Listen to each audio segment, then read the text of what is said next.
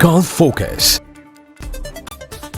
SK Pottekkatt സ്മാരക സാഹിത്യ പ്രതിഭാ പുരസ്കാരം ബഹ്റൈൻ പ്രവാസിയും എഴുത്തുകാരനും സംവിധായകനുമായ അജിത് നായർക്ക് ഈ മാസം 28-ന് പ്രശസ്ത എഴുത്തുകാരൻ M. മുകുന്ദൻ പുരസ്കാരം വിതരണം ചെയ്യും. സാഹിത്യം, സിനിമ, സംവിധാനം, യാത്ര തുടങ്ങിയ മേഖലകളിൽ തന്റേതായ വ്യക്തിമുദ്ര പതിപ്പിച്ച അജിത് നായർ 3 പതിറ്റാണ്ടിലേറെയായി ബഹ്റൈൻ പ്രവാസിയാണ്. വയനാട് കൽപ്പറ്റ സ്വദേശിയാണ് അജിത് നായർ. മലയാളി സാഹിത്യകാരൻ ശ്രീ SK പൊറ്റക്കാടിൻ്റെ സ്മരണാർത്ഥം ഏർപ്പെടുത്തിയ അവാർഡാണ്. ജൂറിയുടെ സ്പെഷ്യൽ അവാർഡാണ്, സാഹിത്യ പുരസ്കാരമാണ്.